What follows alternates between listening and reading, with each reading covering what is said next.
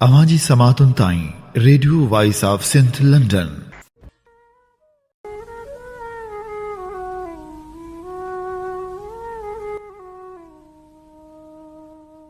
आतण ओरांघे वया करे कमीनीअ कीअं हाण घुर्जे हीअं त ॾिजे बाह बंभोर खे। भलारे भिट धणी जे भलारे बैत सां मुंहिंजो ही आवाज़ मुसाफ़िर radio voice of Sindh London तां थी दुनिया जे कुंड कुड़च ताईं जंहिंजा माॻ ॿुचे पियो उन्हनि मिड़नी महिरबाननि खे सिक भरियो सलाम शाल क़बूल पवे। 3 डिसंबर ख़मीस जे ॾींहुं प्रोग्राम कुझु वर्क किताब मां साण करे आऊं अवां जी ख़िदमत में हाज़ुर अवां जो पंहिंजो मेज़बान हबीब लगारी। प्रोग्राम जी शुरूआत में अवां लाइ इहा ई दुआ त शाल जित हुजो, सुख सलामती सां हुजो, कॾहिं बि ॾुखियो ॾींहुं न ॾिसो ऐं कॾहिं बि अवां जूं मुर्कूं मेरियूं न थियनि। दुनिया जे कुंड कुड़छ में जंहिंजा माॻ जिते बि हुजो, सिंध लाइ, सिंध वासियुनि लाइ ऐं दुनिया जे मज़लूम माण्हुनि लाइ जाखोड़ींदा रहो। शाल अवां जा ख़्वाब तबीरनि सां लाऊं लहनि, शाल ख़ुशियूं अवां जो मुक़दर बणिजनि। साईं मुंहिंजा इहो त वक़्त जो वहिंवार आहे जो मौसमूं आख़िर तब्दील थी वञनि थियूं। वक़्त सां गॾु उन्हनि खे बदिलजणो ई हुजे थो। कॾहिं कॾहिं ईअं थींदो आहे जो माण्हुनि जा मन बि तब्दील थी वेंदा आहिनि, माण्हुनि जा मन बि मटिजी वेंदा आहिनि, त पोइ मौसमनि जी तब्दीली ते भला कहिड़ो ॾोरापो ॾिजे। कॾहिं सख़्तु सर्दियूं त कॾहिं गर्मियूं। इहो मौसमनि जो मिज़ाज आहे। हर मौसम पंहिंजो अलॻि मिज़ाज रखे थी। हाणे जॾहिं डिसंबर खे पूरे थियण में बाक़ी वञी 1 ॾींहुं बचियो आहे, तॾहिं सीउ बि सवायो थियो आहे। कराची ऐं हैदराबाद समेत अनेक शहरनि में बरसातूं पियूं आहिनि।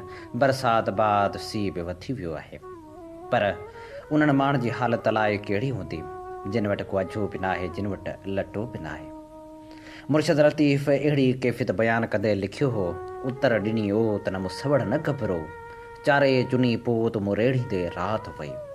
इन कैफ़ियत जो अंदाज़ो त फ़क़्ति उहे वजूद ई ॼाणे सघनि था जिन सॼी राति रखंदे गुज़ारी हूंदी। सख़्तु सीउ में लुछंदे उन्हनि तमना कई हूंदी त शाल जल्दी सिज उभरे, त जीअं सिज जी गरमाइश में हुननि खे सीउ जो अहसासु कुझु घटि थिए। अचो त पंहिंजे आसे पासे में अहिड़नि माण्हुनि खे ॾिसूं, ॿियो न सही कंहिंखे को हिकु अधु कपिड़ो ई ॾेई विझूं त जीअं सख़्तु सीउ वारा ॾींहं हू कुझु सकून सां गुज़ारे सघनि। प्रोग्राम खे ध्यानु ऐं मोहबत सां ॿुधण लाइ अवां जा वॾा वड़। प्रोग्राम कुझु वर्क किताब मां में हाणे वर्क वरायूं था ख़बरनि जा।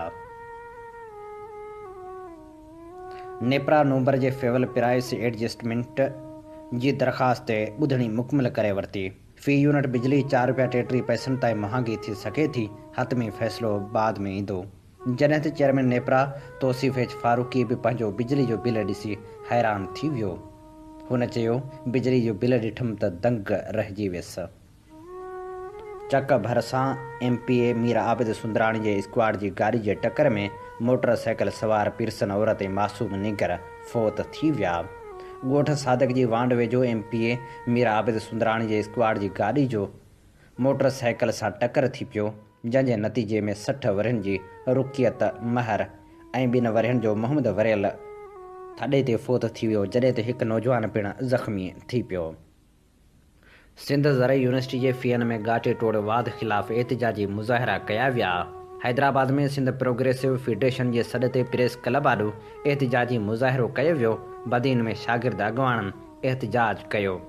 टंडवाला हियार में प्रेस क्लब आॾो बि एहतिजाज कयो वियो। गोलाड़ची, कड़ियो गंवर, फुलजी स्टेशन ऐं 2 शहरनि में बि मुज़ाहिरा कया विया। उन मौक़े ते अॻवाननि जो चवणु हो त यूनिवर्सिटी इंतिज़ामिया हठ धर्मी ॾेखारींदे बिना कंहिं इतलाह जे ओचितो ई ओचितो फ़ीअनि में वाध करे छॾी आहे। नयनि ईंदड़ बैंचनि जे फ़ीअनि में 10% ऐं पुराणनि बैंचनि जे फ़ीअनि में 23% वाधारो हिकु आमराणो अमल आहे। महांगाई, बेरोज़गारी, भाण जे ब्लैक ते विकिरे, गैस जी लोड शेडिंग ऐं कारूंझर जी कटाई ख़िलाफ़ वारह में क़ौमी अवामी तहरीक जे सरबराह अयाज़ लतीफ़ पलीजे जी अॻवानी में रैली कढी वई, जंहिंखां पोइ हारी अॻवान काज़ी गफ़ार जी वरसी जो जलसो पिणु मुनक़िद कयो वियो। जलसे खे ख़िताब कंदे अयाज़ लतीफ़ पलीजे चयो त काज़ी गफ़ार सिंध जो अज़ीम पुटु हो, जंहिं झर झंग वञी ज़ुल्म ऐं इस्तेहसाल ख़िलाफ़ हारियुनि ऐं पुरतनि खे बेदार कयो। हू शहीद फाज़िल राहू ऐं रसूल बख्श पली जे जो बेलोस साथी हो ऐं सिंध जो बेबाक हारी अॻवान हो। सिंध जी ज़रायत जी बदहाली जो शिकार आहे। सिंध खे काज़ी गफ़ार जहिड़नि अॻवान जी ज़रूरत आहे।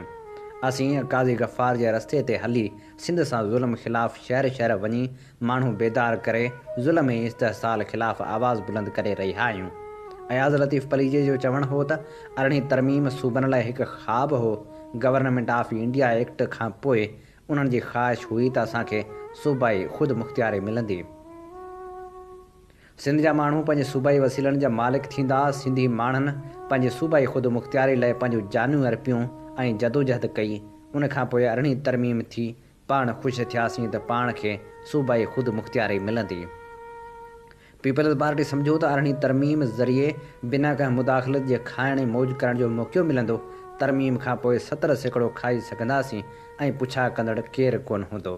तंहिं करे 18वीं तरमीम ते पाण सिंधी माण्हू सम्झूं था त पीपल्स पार्टी तरमीम सूबे जे तहफ़ुज़ लाइ करे थी, पर 18वीं तरमीम पीपल्स पार्टी वटि हिकिड़ो लाइसेंस आहे, हिकिड़ो बेरर चेक आहे।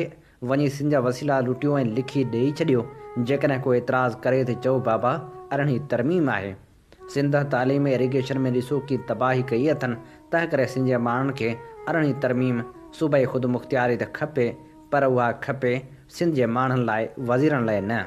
उहे चवनि था त वसीला ॾियो त असीं खाऊं। उहा ॻाल्हि सम्झणु खपे त वफ़ाक़ी हुकूमत बि गॾु आहे ऐं सूबाई हुकूमत बि गॾु आहे। अॻूणियूं हुकूमतूं बि शरीक हुयूं ऐं ईंदड़ हुकूमतूं बि जेकॾहिं उन्हनि खां सिंध जा माण्हू पुछा न कंदा त उहे बि शरीक हूंदियूं। उन मौक़े ते ज़ीनत समूह, एडवोकेट इनायत तुनियो, इनायत लाशारी, कामरेड किरड़ा ऐं ॿियनि ख़िताब कयो। सिंध जे सिविल सोसाइटी जे अॻवाननि, क़ानूनदाननि ऐं सहाफ़ियुनि चयो आहे त मुल्क में रियासत आवाम खे इंसाफ़ फ़राहम करण में नाकाम थी आहे। उन लाइ इंसाफ़ जो सुवाल समाज जे सुञाण धुरियुनि खे हथ में खणणो पवंदो। अहिड़नि ख़्यालनि जो इज़हार हुननि काल्ह समाजी तनज़ीम पारां हैदराबाद में पाकिस्तान में क़ानूनी जाइज़ ऐं असरात ते इंसाफ़ ताईं रसाई खे बहितर बणाइण बाबति बहितरीन रिपोर्ट कंदड़ तोड़े ह्यूमन राइट्स डिफेंडर जी मञता लाइ कोठायल सालियानी अवार्ड तक़रीब खे ख़िताब कंदे कयो। उन मौक़े ते दानिश्वर जामी चांडे चयो त हिन समाज में मञता जो ॾुकार आहे। इंसाफ़ उहो आहे त इंसानु मुकमिल तरह आज़ादु हुजे, इंसानु मुकमिल तरह महफ़ूज़ हुजे। टियों इंसाफ़ जो उहो शर्त आहे, इंसान वटि ख़ुशि रहण जो हक़ु हुजणु घुरिजे। ख़ुशी जो वसी सुवालु आहे जंहिंमें माण्हू ख़ुशहाल बि हुजे। हुन चयो त उहे चारई फ़र्ज़ रियासत जा आहिनि।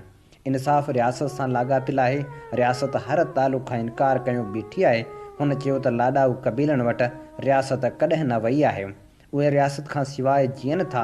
हुन चयो त रियासत आङूठो कढियो बीठी आहे। सहाफ़ी ज़्यादती खे रिपोर्ट करे थो त उहो क़ानूनी तौरु डॉक्यूमेंट थी वञे थो। सहाफ़ियुनि जूं लिखणियूं मामूली न आहिनि, उहे आवाम खे इंसाफ़ ॾियारनि थियूं। तक़रीब खे ख़िताब कंदे ज़रई यूनिवर्सिटी टंडोजाम जे वाइस चांसलर फ़तह मरी चयो त तरक़ी जो मतिलबु इमारतूं ऐं पुलूं ठाहिणु नाहे, पर आवाम जी ख़िदमत करणु ऐं इंसाफ़ ॾियणु आहे। पाकिस्तान सहाफ़ियुनि लाइ ख़तरनाक तौरु 49 नंबर ते आहे। टंडो अलाहियार ऐं मटियारी में 50% माण्हू इंतिहाई गुरबत में वरतल आहिनि। जेके ज़िला ज़रई लिहाज़ खां वॾा ज़रख़ेज़ आहिनि, ज़रई सुधारा कया वञनि। 100 एकड़ खां वधीक जंहिंजी ज़मीन हुजे उन ते टैक्स वधीक लॻायो वञे। जेको आबादगार गैर क़ानूनी वाटर कढे उन ते वधीक टैक्स लॻायो वञे। नामियारे क़ानूनदान मामा यूसुफ लेगारी जो चवणु हो त वॾेरनि ऐं पुलिस जे नाहक क़ैद में जबरी क़ैदियुनि जी बाज़ियाबी बाबति कोशिशूं वरितियूं वञनि। असां बार तरफ़ां हिन मामले में मुफ़्त क़ानूनी मदद कंदासीं। हुन चयो त अॻु में प्रेस ऐं सहाफ़ी आज़ादु न हो, अॼु बि मीडिया हाउसिस ते सरमाएदारनि जो कब्ज़ो आहे। कोर्टनि मां आम माण्हू जी रसाई मुमकिन बणाई आहे। असां उहो कयो त अवाम खे ॿुधायो त अदालत खे दरख़्वास्त लिखी मोकिलियो, सादे पने ते कैप्शन ॾियो, कोर्ट जो नालो लिखी आर्टिकल 199 जमहूरिया पाकिस्तान लिखो, जंहिं ते रजिस्ट्रार नोट लिखंदो, जस्टिस नोटिस कढंदो, भले वकील न हुजे। हुन चयो त बार काउंसिल तरफ़ां हर ज़िले में अवाम लाइ वकील जी कमेटी ठहियलु आहे, जंहिंखे केस ॾेई सघो था, जंहिंजी फ़ीस पाकिस्तान बार काउंसिल अदा कंदी। जॾहिं त आवाम खे पंहिंजी मर्ज़ी जो वकील बि करे ॾींदासीं। अॻवान सजाद शाह चयो त साफ़िन खे मञता ॾियण लाइ तक़रीब रखी आहे। मुस्तफ़ा संग्रासी चयो त औरतुनि ऐं मज़लूमनि जो आवाज़ु पहुचण ते मञता अवार्ड ॾिना विया आहिनि। बाइख़्तियार प्रोग्राम सिंध में माण्हुनि जी ख़िदमत करे रहियो आहे। सीनियर सहाफ़ी नियाज़ पंवर ख़िताब कंदे चयो त असां वटि इंसाफ़ ॾियारण जा इदारा सभ खां वधीक आहिनि। सिंध जे हर शहर में अदालतूं ऐं थाणा आहिनि। अदलिया एॾी बाइख़्तियार आहे जो संस हिकु नोटिस ज़रिए मुल्क जो वज़ीर आज़म अधु कलाक में सहकंदो अदालत पहुचे थो। पर उन बावजूदि दर्दनि जा मंज़र ॾिसूं था। नाइंसाफ़ियूं वधंदियूं पियूं वञनि। पुलिस में मौजूदु निंढे कामोरे ASI जो बि माण्हुनि सां रवैयो दुरुस्त नाहे। एडवोकेट अली पलह जो चवणु हो त सोशल मीडिया सां गॾु मीडिया इदारनि जी अहमियत आहे। असां अदालतनि मां अख़बारी पननि वसीले इंसाफ़ हासिल करियूं था। हुन चयो त हिन वक़्तु सहाफ़ी बि पाण मुरादो सोमोटो वठी सघनि था जिन खे चाइल्ड एक्ट खां पोइ उहो हक़ मिलियो आहे। अदालतनि में रुॻो दस्तावेज़ी इंसाफ़ आहे। इंसाफ़ समाजी इंसाफ़ खां सवाइ न मिलंदो। हुन चयो त हिन वक़्त ताईं 61 सहाफ़ी क़त्ल थिया आहिनि पर परवीन रहमान जे क़त्ल खां सवाइ कंहिं में बि इंसाफ़ नाहे मिलियो। सीनियर सहाफ़ी महेश कुमार चयो त पार्लियामेंट ऐं इंसाफ़ ॾींदड़ इदारा मंडा आहिनि। पाकिस्तान जे असेंबलियुनि मां सिंधी असेंबली सभ खां वधीक कानून पास कया आहिनि पर अमल दरामद नथो थिए। इंसाफ़ हासिल करण लाइ वॾी तहरीक हलाइणी पवंदी। जॾहिं त उन मौक़े ते नादिया लाड़क, रोज़ीना जुणेजो, मारवी अहवाण ऐं ॿियनि पिणु ख़िताब कयो। जॾहिं त मञता तौरु सीनियर सहाफ़ी महेश कुमार, मंसूर मरी, सुहेल पीरज़ादो, इम्तियाज़ चांडियो, फ़हीम बुबर, इम्तियाज़ खोसो, राशिद लेगारी, ग़ुलाम हुसैन ख़ासकेली, ग़ुलाम फरीद लाखो, मुबीन मगसी ऐं ॿियनि खे पिणु एवार्ड ॾिना विया। ऐं हाणे प्रोग्राम में शामिलु करियूं था किताबनि जी महूरती तक़रीबनि बाबति रिपोर्टूं। सभ खां पहिरियां उहा रिपोर्ट शामिलु कंदासूं जेका असांखे ॿुधाए रहियो आहे भारतीय शहर इंडोर मां नमोश तलरेजा। अव्हां जी समाधुनि ताईं radio voice of Sindh London. ॻाल्हि कयूं था भारत देश जे इंडोर शहर जी। इंडोर शहर में गुज़िरियल ॾींहुं 2 सिंधी अदीबनि जे लिखियल पुस्तकनि यानी किताबनि जो मुहूर्त थियो। मुहूर्त जग मशहूर मेले मालवा उत्सव में थियो। लेखका विनीता मोटलाणी जे किताब जंहिंमें नाटकनि जो मजमू हो सो हो पासपोर्ट ऐं उन सां गॾु हिंदी किताब कोरोना से जंग कला के संग ऐं अदीब निमोश तलरेजा जो किताब हो हुनखे निंड अची वई जंहिंमें हुन पंहिंजूं 11 कहाणियूं पेश कयूं आहिनि। इन किताबनि जो मुहूर्त इंडोर जे सांसद MLA श्री शंकर लालवाणी जन पंहिंजे हथनि सां कयो हो। इन तक़रीब में सिंधी गुलकार श्री कमल आहूजा, समाज सेवी राज गुलानी, प्रदीप गुलानी, सोना गुलानी, चांदनी तलरेजा, विवेक तलरेजा, दिलीप मोटलानी ऐं ॿिया घणेई माण्हू मौजूदु रहिया। थियल किताबनि जे महूरत बाबति असांखे नमोश तलरेजा तफ़सील ॿुधाए रहियो हो। रहबर सिंध साईं GM सैयद जे फ़िक्री पोइलग क़ौमी कारकुननि जी छपर छांव रहंदड़ नाले वारे कहाणीकार, अदीब, मौसीक़ी ऐं तारीख़ जे ॼाणू ऐं महिमान नवाज़ शख़्सियत जे मालिक साईं रसूल बख़्श दर्स जी पहिरीं वरसी 2 जनवरी 2022 ते मंझंदि जो 4 वॻे झंपीर में मल्हाई वेंदी। 2 जनवरी ते शाम जो 4 वॻे मज़ार ते हाज़िरी भरी वेंदी। जॾहिं त खेसि भेटा पेश करण लाइ शाम जो 6 वॻे प्रोग्राम मुनक़िद कयो वेंदो ऐं राति जो 10 वॻे मौसीक़ी जी महफ़िल पिणु मुनक़िद कई वेंदी। प्रोग्राम दरस हाउस झंपीर में थींदो जंहिंजी रसूल बख़्श दरस जे कुटुंब पारां संस चाहींदड़नि खे दावत ॾिनी वई आहे। आर्ट काउंसिल कराची जे गुलरंग हाल में सिंधू पीरज़ादो जी शाइरी जे पहिरें मजमूए उदासी जी शानदार महूरती तक़रीब पिणु थी गुज़री। तक़रीब जी सदारत नाले वारे शाइर इमदाद हुसैनी कई जॾहिं त ख़ासि महिमाननि में सिंधी बेबाक ऐं ख़ूबसूरत शाइरा रुबीना अबड़ो, सहर अंसारी, अतिया दाऊद, सत्तार पीरज़ादो, ज़रार पीरज़ादो ऐं ॿिया शामिल हुआ। हिन प्रोग्राम जी कार्रवाई ख़ूबसूरत शाइर रहमत पीरज़ादे हलाई। जॾहिं त सिंधू पीरज़ादो जी हिन शाइरी मजमूए ते ॻाल्हाईंदड़नि में बारी मंगी, अज़ीज़ गुल खोसो, अदल सोलंगी, अमर पीरज़ादो ऐं ॿिया शामिल हुआ। हीउ इंतिहाई मुनज़िम शानदार प्रोग्राम थियो, जंहिंमें सभिनी भेण सिंधू जी शाइरी ते जामह अंदाज़ सां ॻाल्हायो। उन मौक़े ते सारंग पीरज़ादे जो जनम ॾींहुं पिणु मल्हायो वियो।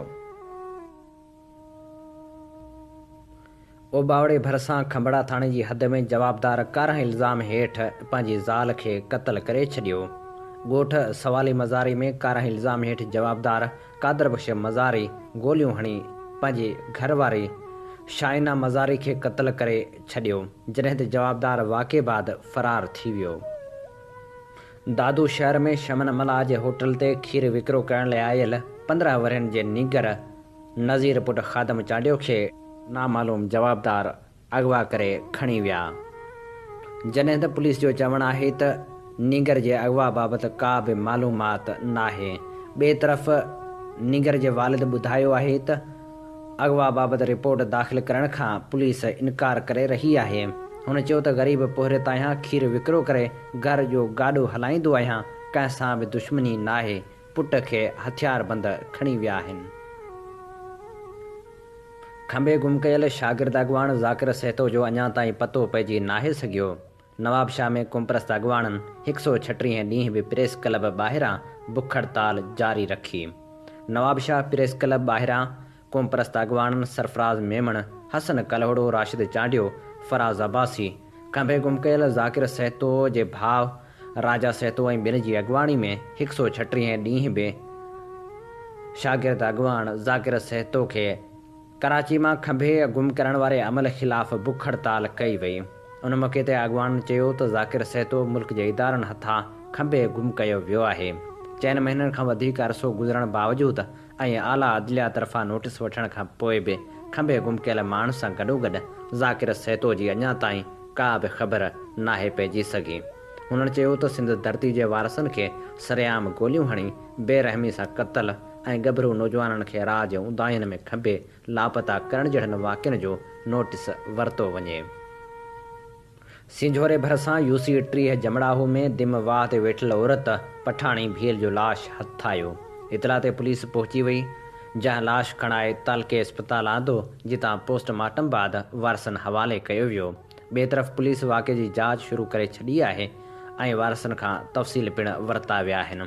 औरत जे मुड़ुसु राजू भील पुलिस खे बयानु ॾींदे चयो आहे त आउं पंहिंजे पीउ सां गॾु ॿनी ते गाह करणु वियो हुअसि। पोयां ज़ाल घरु अणबण तां कावड़जी कखाए घर में गले में फाहो खाई छॾियो। औरत जे पीउ रामचंद मीडिया सां ॻाल्हाईंदे चयो त मुंहिंजी न्याणी खे संस मुड़ुसु राजू भील तशदुद करे क़त्ल कयो आहे, मूंसां इंसाफ़ कयो वञे। राणीपुर जे ॻोठ अलीआबाद वासी अब्दुरज़ाक Wassan Kumbh city press club अॻियां एहतजाज कयो। हुन चयो त मुंहिंजो भाइटियो 14 सालनि जो अब्दुल कादर ऐं संस दोस्त एहसान अली शेख घर खां निकिता, जेके गुज़िरियल 6 ॾींहंनि खां गुम आहिनि। हुन चयो त असां ग़रीब मिसकीन आहियूं, असांजो बचड़ो घर खां ॿाहिरि कॾहिं बि न निकितो आहे। शक आहे त संस दोस्तनि अगवा करे गुम कयो आहे। हुन चयो त असां राणीपुर पुलिस खे पिणु इतला ॾिनो आहे। असांजे बचड़े खे बाज़ियाब करायो वञे, पुलिस असांजी हिकु बि नथी ॿुधे। सिंध जे नामियारे शाइर पारस हमीद जी अॼु पहिरीं वरसी मल्हाई वेंदी। हैदराबाद में अॼु नामियारा अदीब ॾींहं जो 3:30 वॻे GR कॉलोनी जे बाबन शाह क़ब्रिस्तान में पारस हमीद जी आख़िरी आरामगाह ते गुलनि जूं चादरूं चाढ़ींदा ऐं दुआ पिणु घुरंदा, जॾहिं त पारस हमीद खे भेटा पिणु पेश कई वेंदी। पारस हमीद जो असुलु नालो हमीदुल हक़ काज़ी आहे। हुन 1 जनवरी 1957 ते ॻोठ गाही ख़ान जलबाणी लॻ खानवाहण तालके कंडियारे ज़िले नौशहरे फ़िरोज़ में जनमु वरितो। MA इकनॉमिक्स 1983 में कयाई ऐं LLB 1985 में हासिलु कयाई। पारस हमीद सुठो शाइर नसर निगार हो। 1976 खां संस शाइरी अदबी मज़मून ऐं मक़ाला मुख़्तलिफ़ अख़बारनि ऐं रिसालनि में छपजंदा रहिया। संस शाइरी जो किताब हथ तरण ते रोशन दुख ऐं देश परदेस सिंधी अदबी संगत खानवाहन पारां छपराए पधरा कया विया। पारस हमीद कोरोना सां जहिड़ींदे 30 डिसंबर 2020 ते वफ़ात कई। खेसि 31 डिसंबर 2020 ते हैदराबाद जे बाबन शाह कब्रिस्तान में मिट्टी माव हवाले कयो वियो हो। ही असीं अव्हांजी ख़िदमत में पेश करे रहियासीं ख़बरूं। अवी ॿुधी रहिया आहियो radio voice of Sindh London ऐं अव्हांजी ख़िदमत में प्रोग्राम पेश कयो पियो वञे कुझु वर्क किताब मां। प्रोग्राम साण आउं अव्हांजी ख़िदमत में अव्हांजो पंहिंजो मेज़बान आहियां हबीब लगारी। हुसन जो फ़लसफ़ो जे उनवान सां नामियारो लेखक ख़लील जिब्रान लिखे थो। पोइ हिकु शाइर चयो त असांखे हुसन बाबति कुझु ॿुधायो। बुज़ुर्ग फरमायो अवी हुसन खे तेसि ताईं ॻोल्हे न सघंदो जेसि ताईं हू ख़ुदि अव्हांखे रस्ते में न मिले या ख़ुदि रहनुमाई न करे। अव्हां संदसि ज़िक्र ज़ुबान मां तेसीं अदा करे न सघंदो जेसीं हू ख़ुदि अव्हांजी ज़ुबान मां पंहिंजे गुफ़्तार जो जिस्मो जारी न करे। अव्हां में जेके फटियल वढियल आहिनि उहे चवंदा आहिनि त हुसन महिरबान आहे ऐं संसि गिरफ़्त निहायत नरम आहे। के चवनि था त हुसन ताक़त जो हिकु ख़ौफ़नाक देवता आहे जो असांजे पेरनि जी ज़मीन खे पंहिंजी ताक़त सां ज़िलज़िले में आणे छॾे थो। जेके थकल ऐं आजिज़ आहिनि से चवनि था त हुसन हिकु झको आवाज़ु आहे, हिकु हल्को राग आहे जो असांजे रूह जे अंदरि आहिस्ते आहिस्ते हिकु तुरनम पैदा थो करे। उनजो आवाज़ु आसमान जी ख़ामोशी में अहिड़ी तरह नमूदार थिए थो जहिड़ी तरह गहरी ऊंदाही में हल्की रोशनाई। जेके बेआराम ऐं बेचैन इंसान आहिनि से चवनि था त असां हुसन खे जबल जे दामन में शींहं वांगुरु गजंदो ॿुधो आहे। उनजे गजगोड़ सां गॾोगॾु घोड़नि जे सुंबनि जो आवाज़ु, जानवरनि जूं दाहूं ऐं पखियुनि जूं फरियादूं ॿुधियूं आहिनि। चौकीदार चवंदा आहिनि त हुसन सुबुह जे वक़्तु उभरंदे खां सुजाॻ थी मुंहुं पुसाए थो। ॿिनि पहरनि जे वक़्तु मज़दूर ऐं मुसाफ़िर चवनि था त असां सिज लहण वक़्तु हुसन खे आसमान जी दरी मां झातियूं पाईंदे ॾिठो आहे। सियारे में उहे शख़्स जिन वटि फ़क़्ति छिनल रिली आहे से चवंदा आहिनि त हुसन बहार जी मौसम में जबल जे चोटियुनि ऐं झंगलनि जे घाटियुनि मां डोड़ंदो ईंदो आहे। गर्मी जी मौसम में लायारा चवनि था त असां ख़िज़ा जे किरंदड़ पननि में हुसन खे नचंदे ॾिठो आहे। अहिड़ी तरह सां अव्हां हुसन जो हज़ार नमूननि सां ज़िक्र करियो था, पर दर हक़ीक़त अव्हां त महज़ उन्हनि ज़रूरतनि ऐं ख़्वाहिशनि जो ज़िक्र करियो था जे पूरियूं नथियूं थियनि। जॾहिं त हुसन न ज़रूरत आहे न ख़्वाहिश, हू त सिर्फ़ु हिकु कैफ़ ऐं आला कैफ़ आहे। हू उञायल जो ख़ुश्क चप या साइल जो सुवाली हथ न आहे, बल्कि हूअ तलब सां भरियल हिकु दिलि आहे।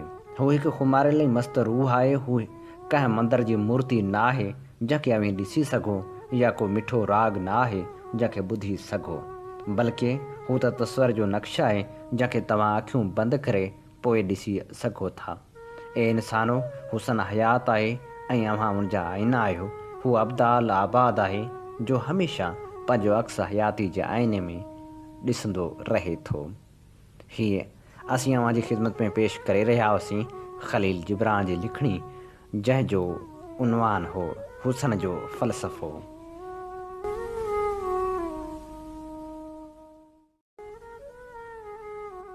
प्रोग्राम कुझु वर्क किताब मां में हाणे वर्क वरायूं था उन किताब जा जंहिंजो नालो आहे तारीख़ जा अॾींदड़। हीअ किताब सिंधी में तर्जुमो कयो आहे मोहम्मद बख़्श सूमरे ऐं इहो किताब सिंधी का एकेडमी पारां छपराए पधरो कयो वियो आहे।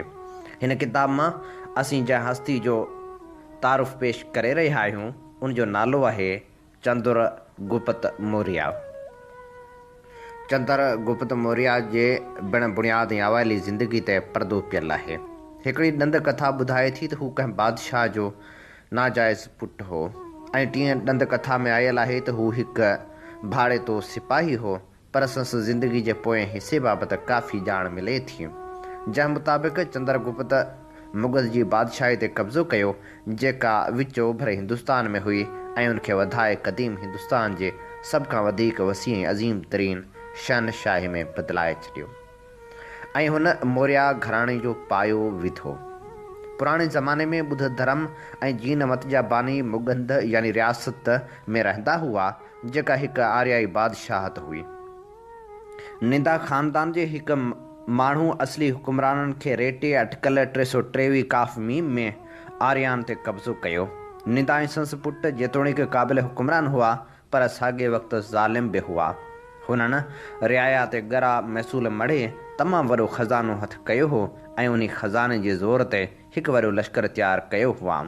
निंदा हुक्मराननि में तख़्त जी वारसीअ ते जॾहिं झेड़ो थियो ऐं उहे कमज़ोर थिया तॾहिं लॻे थो त चंद्रगुप्त उन्हनि ख़िलाफ़ु बग़ावत कई। थी सघे थो त संस मदद चाणक्य बि कई हुजे, जेको हिकु चालाक ऐं बेरहम ब्राह्मण हो। चाणक्य चंद्रगुप्त खे फ़ौजी गुर सेखारिया ऐं हिकु भाड़ीतो फ़ौज ठाहिण में न सिर्फ़ु संस मदद कयाईं पर निंदा बादशाह रियाया खे बि पंहिंजे बादशाह ख़िलाफ़ु बग़ावत करण ते उभारियाईं। 325 काफ़ मीम में निंदा बादशाह सां हिकु छिती लड़ाई खां पोइ चंद्रगुप्त जॾहिं कामयाबु थियो तॾहिं पंहिंजनि समूरनि मुख़ालिफ़नि जो ख़ात्मो आणे छॾियाईं ऐं हिकु सख़्तु ज़ाब्तो रखंदड़ इंतिज़ामिया क़ाइमु कयाईं।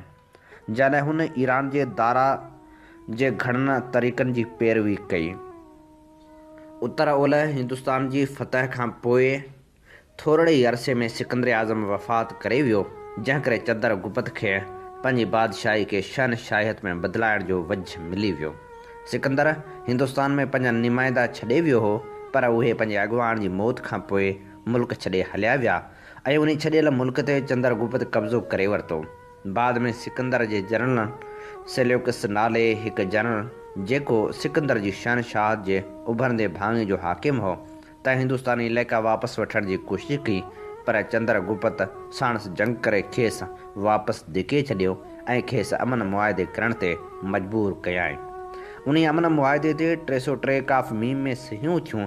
मुआदे मुताबिक़ सेल्यूकस खे कुझु हाथियुनि जे एवज़ अफ़गानिस्तान जो ॻच हिसो चंद्रगुप्त जे हवाले करणो पियो। ओलंदे भाङे ते पंहिंजो कब्ज़ो मज़बूत करण खां पोइ चंद्रगुप्त पंहिंजी शहनशाहत खे ओभर में बंगाल ताईं ॾखण में विंध्या जबलनि या शायदि उन खां बि परभरो वधाए छॾियो। हिन अॼोकी पटना जे भरिसां पिताली में हिकु आलिशान महल जोड़ायो। पंहिंजे 24 सालनि वारी हुकूमत जे आख़िरी ॾींहंनि में चंद्रगुप्त हिकु जीनीअ पोरियत खां मुतासिर थियो, जंहिं अॻ थी कई त 12 सालनि ताईं ॾुकार हलंदो। जॾहिं ॾुकार पियो ऐं चंद्रगुप्त पंहिंजे माण्हुनि जे अहजन लाहिण लाइ कुझु न करे सघियो, तॾहिं हू तख़्त तां हथ खणी ॾखण ओलह हिंदुस्तान में वञी हिकु जीनी मंदर में गोशा नशीन थियो ऐं मरण वर्त यानी मरण घड़ी ताईं रोज़ो रखियाईं, जंहिं संदसि हयाती जो अंत आंदो। शहनशाही तख़्त ते संस पुट बंदरोसर वेठो, जंहिं उन खे ॾखण ताईं वधाए छॾियो ऐं हिकु बुरजस्तो इंतिज़ामी सिरिश्तो क़ाइमु कयाईं। बंदूसर खां पोइ शहनशाही अशोका खे मिली, जेको मौर्य घराणे जो अज़ीम तरीन शहनशाह साबित थियो। अशोका हिकु फातह जी हैसियत सां पंहिंजी शहनशाही जी शुरूआति कई ऐं ज़रे घटि सॼे हिंदुस्तान खे पंहिंजी शहनशाहियत में शामिलु करे छॾियाईं। संस हुकूमत उत्तर में हिमालय जबलनि खां शुरू थी ॾखण में हिंदी वरे समुंड ताईं ऐं ईरान जे सरहदनि खां शुरू थी बंगाल जे अप समुंड ताईं फैलिजी वई। पर ख़ासि करे हिकु खूनरेज़ी लड़ाई खां पोइ अशोका खे उन्हनि फ़ौजनि जी मौत ते गहरो दिली सदमो थियो, जेके संदसि हथां मुआ हुआ। हुन जंग न करण जो पको पह कयो ऐं ॿुध धर्म इख़्तियार कंदे तशदुद जी नदा कंदे ॿुध धर्म जो मड़ियूं ऐं स्टोपा ठहिरायाईं ऐं ॿुध धर्म जे बख़्शुअनि खे शाम, मिस्र ऐं यूनान खां सवाइ श्रीलंका ऐं ॾखण ओभर एशिया जहिड़नि ॾुराहन इलाइक़नि ॾांहुं ऐं साजे प्रचार लाइ मोकिलियाईं। अशोका जी हुकूमत में हिंदुस्तान ख़ुशहाल मुल्क बणियो ऐं ॿुध धर्म आहिस्ते आहिस्ते बैन अक़वामी मज़हब थिए पियो। 332 काफ़ मीम में अशोक जी मौत खां पोइ मौर्य घराणे जी शहनशाहत तेज़ी सां ज़वाल हेठि आई, जंहिं करे हिंदुस्तान में हिकु अहिड़ो ऊंदाहो दौरु शुरू थियो जंहिंमें मुख़्तलिफ़ इलाइक़ा हिक ॿिए ते काहूं करण ऐं हिक ॿिए सां विढ़ण लॻा। उहो दौरु 4हीं सदी ईस्वी ताईं जारी रहियो, जंहिं खां पोइ गुप्ता घराणे जे बादशाहनि अची अमन अमान क़ाइमु कयो। गुप्ता घराणे हिंदू शहनशाहत क़ाइमु कई। उन्हीअ घराणे जा शहनशाह मौर्य घराणे जी पुराणी गादी वारे हंधि पिताली पितरा खे पंहिंजी गादी जो हंधि मुक़ररु कयो, उतां हुकूमत हलाइण लॻा। गुप्ता घराणे जो दौरु फ़न ऐं अदब जी तरक़ी जो सुनहरी दौरु लिखियो वञे थो। हिंदुस्तान में अॼुकल्ह जेके क़दीम आसार मिलनि था, तिन मां घणनि जो तालुक़ु गुप्ता घराणे सां आहे। मौर्य घराणे जे आसारनि मां फ़क़्ति उहे शाही थंभ बाक़ी बचियल आहिनि जेके अशोक पंहिंजनि ॿुध मत वारनि अक़ीदनि जी प्रचार लाइ ठहिराया हुआ। 50 फुट ऊचा उहे थंभ जिन जे चोटियुनि ते जानवरनि ऐं गुलनि जूं तस्वीरूं उकिरियल आहिनि, से क़दीम मौर्या घराणे जे हाकिमनि ऐं संसि कंहिं ज़माने में क़ाइमु अज़ीम शहनशाही जा यादगार आहिनि। हीअ असीं अव्हांजी ख़िदमत में पेश करे रहिया हुआसीं चंद्रगुप्त मौर्या जो तारुफ़, जेको असां महिल चूंड कयो हो तारीख़ जा अॾींदड़ मां। हीअ किताब सिंधी तर्जुमो कयो आहे मोहम्मद बख़्श सूमरे ऐं इहो किताब छपराए पधिरो कयो आहे सिंधी का अकेडमी। ऐं हाणे वर्क वरायूं था उन अदालती बयान जा जेको फ़तह आख़िर अवाम जी थींदी जी सूरत में मौजूदु आहे।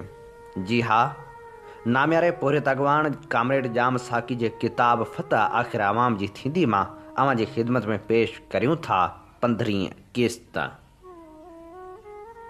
आज़ादी ऐं ख़ासि तरह क़ाइद आज़म खां पोइ मुस्लिम लीग पंहिंजे मंशूर तां फिरी वई, जंहिंमें ज़रई सुधारनि जो ज़ोर शोर सां ज़िक्र कयल हो, जंहिंजे नतीजे में बंगाल जी सूबाई चूंडनि में तारीख़ी शिकस्त खाधाई।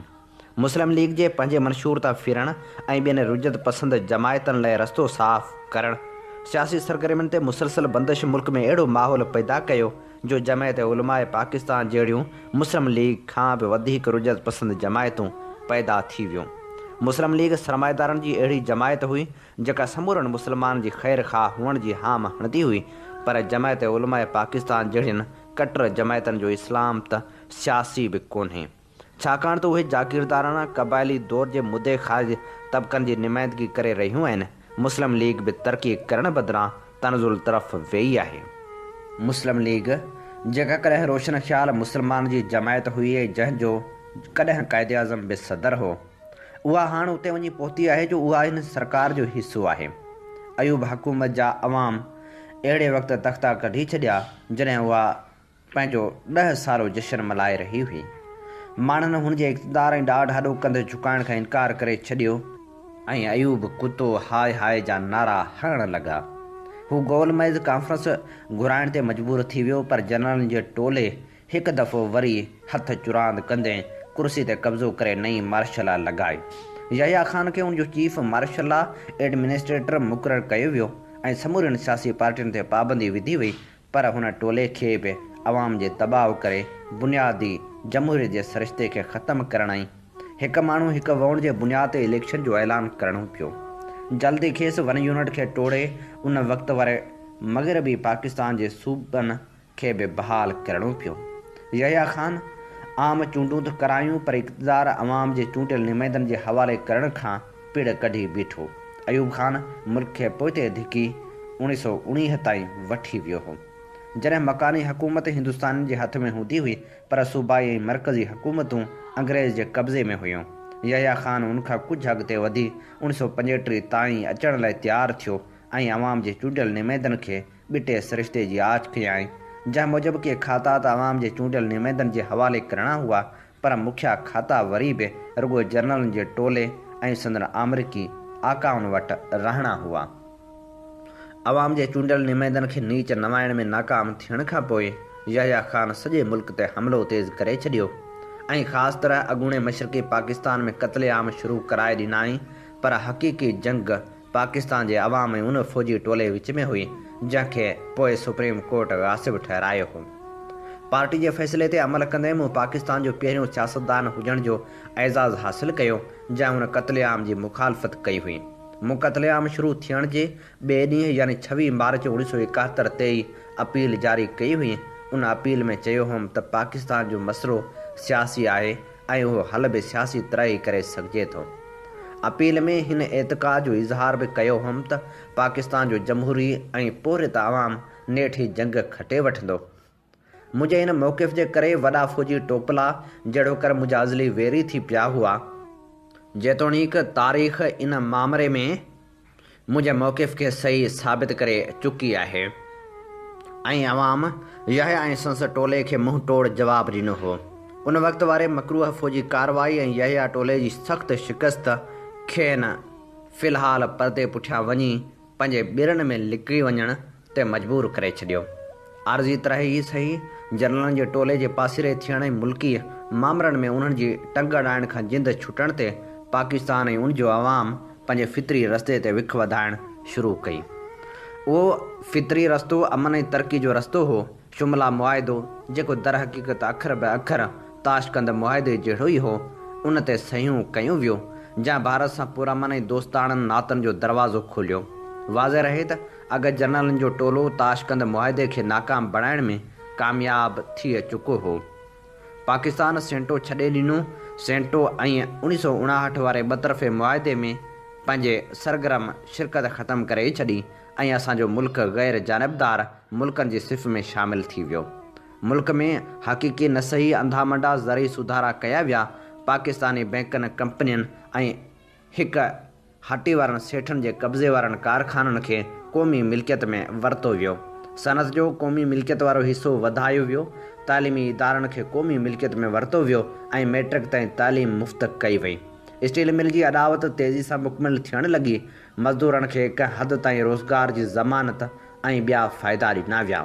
हारी खे बि के क़दुरु हक़ मिलिया। मतिलबु त साम्राज ऐं उन जे मुखिया वाहिरे जनरलनि जी टोली जे कमज़ोर थियण सां असांजे मुल्क मां ख़ुदि मुख़्तियारी जी ख़ुशबू अचणु लॻी ऐं जागीरदारनि ऐं वॾनि सरमाएदारनि खे कमज़ोर कयो वियो। पर सीनियर जनरलनि जो टोलो पंहिंजा फट चटींदे वक़्त जो इंतज़ारु करे रहियो हो। मुल्क में इक़्तिदार ग़ैर हटी ऐं या उभरंदड़ सरमाएदार जी हथ में अची वियो, जंहिं साम्राज खां आज़ादु थियण वारी वाट वरिती ऐं के क़दुरु अंदरूनी सुधारा बि कयाई। पर न को साम्राज ऐं नई रुजती जनरलनि जे टोले जी पूरी तरह पाड़ पटी वई हुई। तंहिं करे उहे मुनासिब मौक़े जे इंतज़ार में हुआ। जनरल ज़िया हथियारबंद फ़ौजनि जे कमांडर इन चीफ जे उहिदे ताईं उन करे पहुतो जो हुन अमेरिका जे चवण ते उर्दन में फ़लस्तीन जे ख़िलाफ़ फ़ौजी कार्रवाई कई हुई। ज़रूरत खां वधीक पुरअसरार हुअण करे हीअ पुरअसरार गाज़ी हिकु पासे क़ौमी इतिहाद वारनि जी पुठी ठपींदो रहियो त ॿिए पासे ज़ाहिरी तरह चूंडियल वज़ीर अज़म ज़ुल्फ़िकार अली भुट्टे खे पंहिंजी वफ़ादारी जो यकीन ॾियारींदो रहियो। हुनखे पंहिंजनि वाइदनि कूड़नि क़स्मनि ऐं ॿियाई खे लिकाइण लाइ अञा बि घणनि इस्लामनि जी ज़रूरत आहे।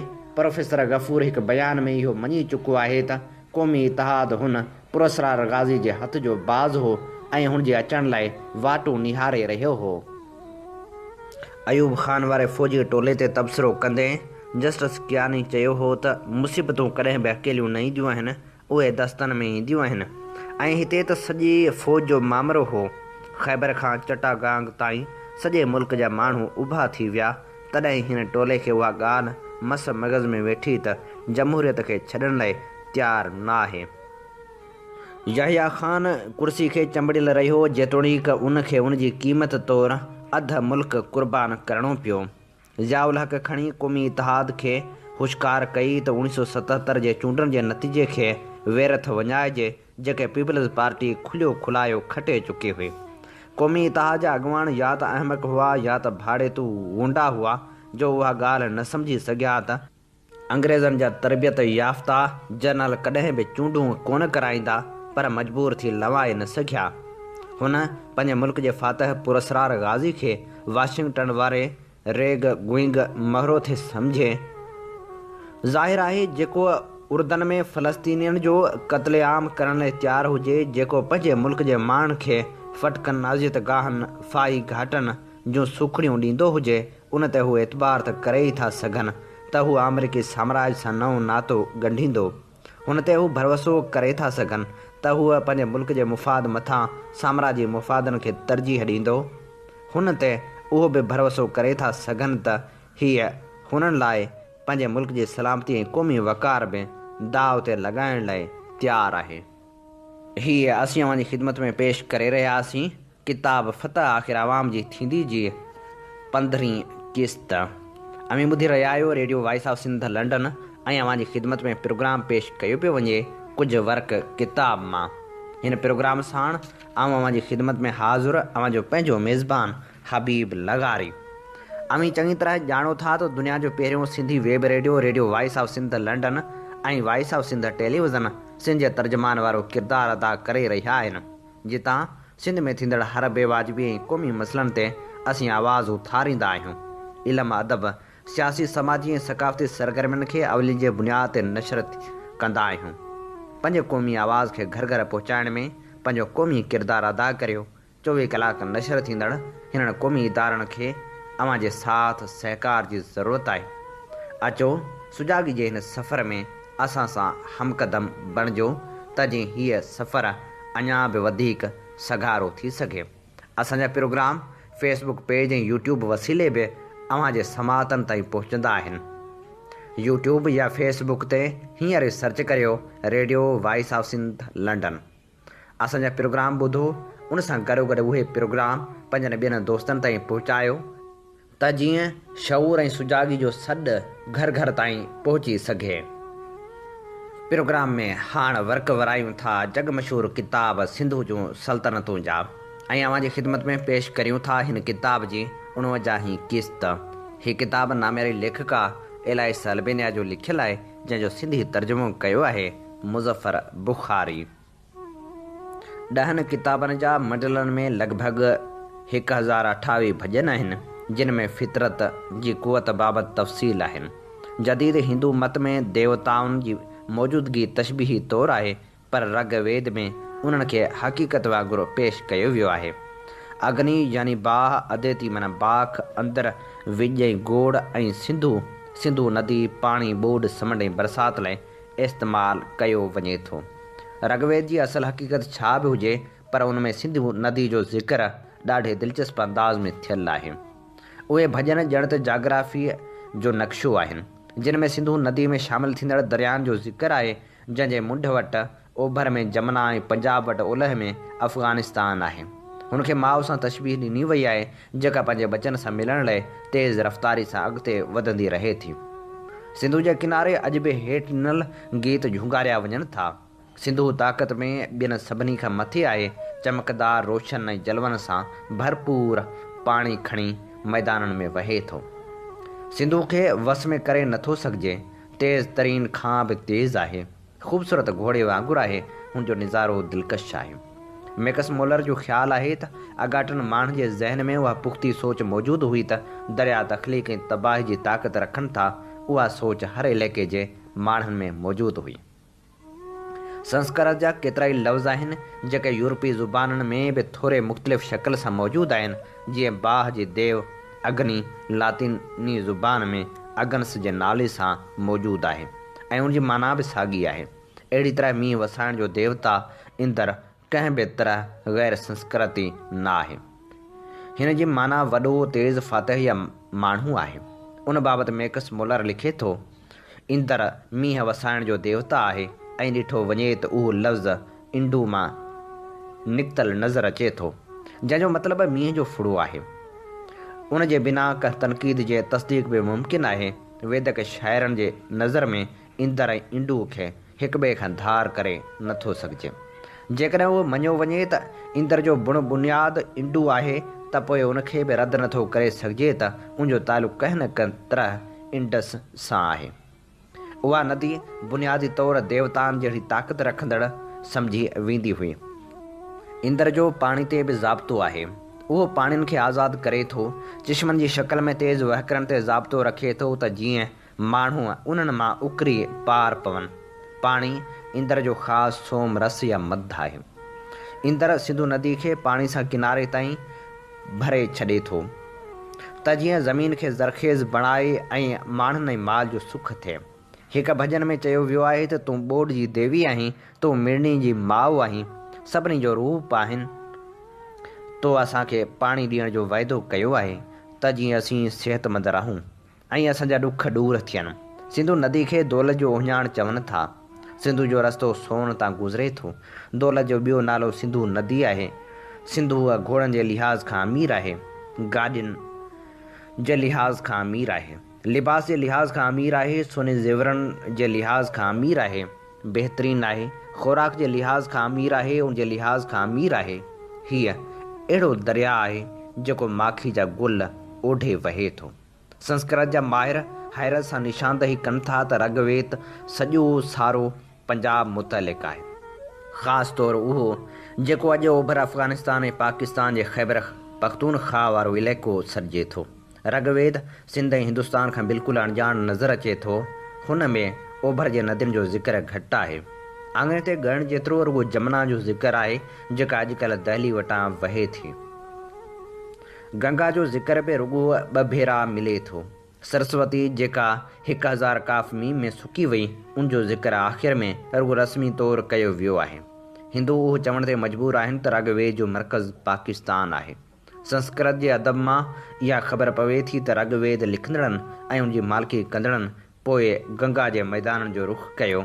उते हुननि जिन नदियुनि जी पूॼा शुरू कई से घणियूं ख़तरनाक न हुयूं ऐं न ई उन्हनि में के ओचितियूं तब्दीलियूं ईंदियूं हुयूं, न ई ओचितो रुख़ मटाईंदियूं हुयूं। क़दीम वेदक लिखतनि में सतपथर, ब्राह्मण ऐं महाभारत जो असुलु मर्कज़ उत्तर सेंट्रल भारत आहे। उनखां पोइ जे दौर में संस्कृत जे लिखतनि ऐं गीतनि जो मर्कज़ ॾखण तरफ़ मुंतक़िल थियो। रामायण श्रीलंका जे फतह जी कहाणी आहे। गंगा खे ऋग्वेद में त का अहमियत हासिल कान हुई, पर उनखां पोइ जे पुस्तकनि में गंगा खे पवित्रता जी देवी करार ॾिनो वियो ऐं पाप धोअण जी शक्ति जी मालिक बणी। जीअं जीअं संस्कृत ॾखण ओभर तरफ़ वधंदी रही, तीअं तीअं पाक अफ़गान आर्यावर्ता बि तब्दील थियण लॻा। पुराणो वतन ओपरो बणिजी वियो। ओपरे ऐं अणॼातल सरज़मीन जी तरक़ी जूं कोशिशूं थियण लॻियूं। हिंदुस्तान जे ओलह वारो जाबलू इलाइक़ो ऐं सहरा सरसब्ज़ पंजाब जी हैसियत ख़तमु थी वई ऐं उहो मलेचन जो ॾेह सरिजण लॻो। संस्कृत जी जहालत कातिल बणिजी वई। महाभारत 3 ॾींहंनि जी कहाणी आहे जॾहिं अञा पंजाब खे अहमियत हासिल हुई, पर तॾहिं बि उन सरज़मीन ख़िलाफ़ गुथा लफ़्ज़ ॻाल्हाया वेंदा हुआ। महाभारत जो हिकु किरदारु चवे थो, उहो कीअं थो थी सघे? सिंधु जा रहवासी पंहिंजे फ़र्ज़ खां आगाह हुजनि। हू हिकु पापी मुल्क में पैदा थिया, मलेच्छन वांगुरु रहनि था ऐं फ़र्ज़ खां बेख़बर आहिनि। जिते 5 दरिया वहनि था, संदन 6 दरिया सिंधु आहे। उन्हनि मुल्कनि जी का बि अहमियत कान्हे, न ई को धर्म आहे। उन तरफ़ कंहिंखे बि न वञणु घुरिजे। 5 दरियाउनि जे मुल्क जा रहाकू शराब पीअनि था, थूम लॻाए गोश्त खाइनि था ऐं संदन औरतूं उघाड़ियूं नचंदियूं आहिनि। सिंधु माथिरी जी साख जीअं ख़राबु थियण लॻी त सरस्वती जी अहमियत बि घटिजी वई। ऋग्वेद में उनखे मिड़नी नदियुनि जी माउ करार ॾिनो वियो ऐं पोइ उनजो रुख़ गंगा तरफ़ मोड़ियो वियो। हाणे हिंदू माण्हू जो उहो तस्वर आहे त सरस्वती बिना नज़र अचण जे गंगा ऐं जमुना सां गॾिजी वहे थी। इलाहाबाद जे इलाइक़े वाराणसी खे उन करे अहमियत हासिल आहे। सिंधु नदी खे एतिरो त नज़रअंदाज़ कयो वियो जो 1922 में हिकु ब्राह्मण पुॼारी हिकु किताबु लिखी हिंदू माण्हुनि खे उनजी अहमियत खां आगाह कयो। 1947 में जीअं पाकिस्तान आज़ादु थियो त हिंदू माण्हुनि जो सिंधु नदी सां लॻाव बि ख़तमु थी वियो। हाणे पाकिस्तानियुनि खे जंहिं नदी जो नालो बि यादि कोन्हे, सा सरस्वती आहे। अॻूणे अदब जी अहिड़ी तरह ओभर तरफ़ वञण ई जूनज़ जहिड़नि माण्हुनि खे इहो सोचण ते मजबूर कयो त संस्कृत धारी ज़ुबान आहे। अहिड़ी तरह आर्यन जे हिंदुस्तान ते हमले वारो तस्वर पुख़्तो थियो ऐं उन ते कुझु सुञाण हिंदुस्तानियुनि सख़्त कावड़ जो इज़हार कयो हो।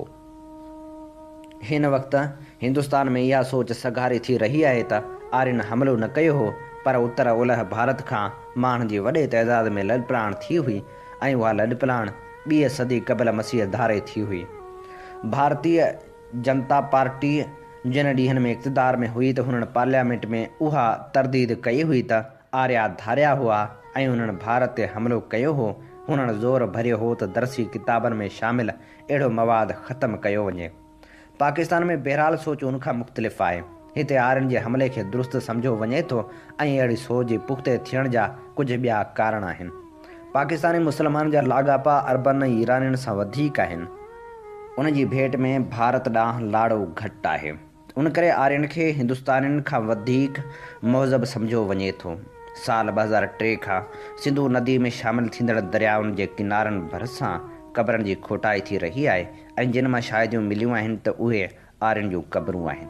उन करे उहो तस्वर कयो पियो वञे त उहे आर्या विच एशियाई रियासतनि खां पाकिस्तानी इलाइक़नि में दाख़िल थिया हुआ। कुझु तारीख़दारनि मूंखे इहो बि ॿुधायो त आर्या सिंधु जे ओलह वारे किनारे ते आबाद थिया ऐं दरिया पार करे भारत ते हमिलो न कयो हुआ। क़दीम आसारनि जा माहिर उन ते परेशान ज़रूरु आहिनि त ऋग्वेद में जेका लफ़्ज़ी तस्वीर पेश कई वई आहे उन जा उहिञाण ॿिए पासे किथे बि नथा मिलनि। जीअं अशोक पंहिंजा फ़रमान जबलनि ते लिखी पंहिंजा उहिञाण छॾिया, तीअं आर्यन का बि लिखत न छॾी आहे। हाणे उते बि उहा सोच पैदा थी रही आहे त हिते कॾहिं बि आर्या न आया हुआ ऐं उहे माण्हू हिते जा क़दीम रहवासी थी सघनि था। संस्कृत में लिखियल ऋग्वेद खे पाकिस्तानी इलाइक़नि जा माण्हू सम्झी नथा सघनि, पर भारत में रहंदड़ संस्कृत जा माहिर उन जे हर हिकु लफ़्ज़ जी माना ऐं मफ़हूम बयानु करे सघनि था। आर्यनि जी सभ खां वॾी निशानी गऊं ऐं घोड़ा हुआ। ख़ासि मौक़नि ते हूअ सोमरस बि पीअंदा हुआ। मुमकिन आहे त उहो सोमरस जबल जे ॿूटियुनि मां तयारु कयो वेंदो हुजे। हूअ दरिया जे किनारे ते रहणु पसंदि कंदा हुआ, तामो इस्तेमालु करण जी सलाहियत रखंदा हुआ। हूअ माल जो धण रखंदा हुआ ऐं शिकार जा शौक़ीन हुआ। हीअ असीं अवां जी ख़िदमत में पेश करे रहियासीं किताब सिंधु जूं सल्तनतूं जी 49 क़िस्त। हीअ किताब नामेरी लेखका इलाइसा अल्बेनिया जो लिखियलु आहे, जेको सिंधी में तर्जुमो कयो आहे मुज़फ़र बुख़ारी। इन ते ई प्रोग्राम कुझु वर्क किताब मां जो वक़्तु पंहिंजी पुॼाणी ते पहुचे थो।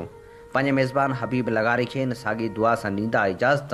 वसे भिट तुंहिंजी भलारा सदा, सदा देस परदेस सारा वसन। कॾहिं सिंध सिंधी न मेरी थिए, कॾहिं मोड़ कंहिंजा न मुरझाए जन। सिंध मुंहिंजी अमा सूंह तुंहिंजी मथा छा लिखी, छा लिखां छा लिखी, छा लिखां। सिंध मुंहिंजी अमा, दुनिया जा सिंधियो हिकु मुठ थी सिंध बचायो। सिंध मुंहिंजी अमा सूंह तुंहिंजी मथा छा लिखी, छा लिखां। सिंध जो क़ौमी आवाज़ radio voice of Sindh London.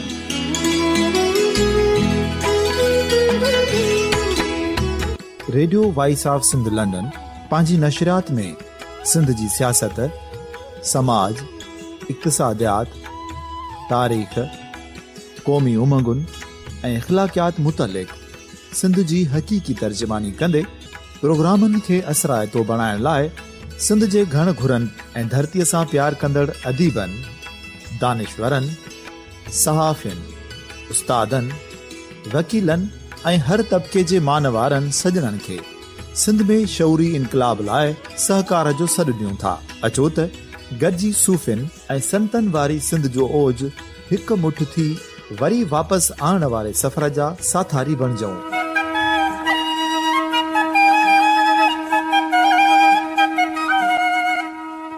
हिकु नए सुबुह जी शुरूआत जो पड़ाॾो घर घर, ॻोठ ॻोठ ऐं शहर शहर ताईं पहुचायो। शाल सिंध आबाद ऐं ख़ुशहाल थिए, सिंधी माण्हू सुखियो ऐं सताबो थिए।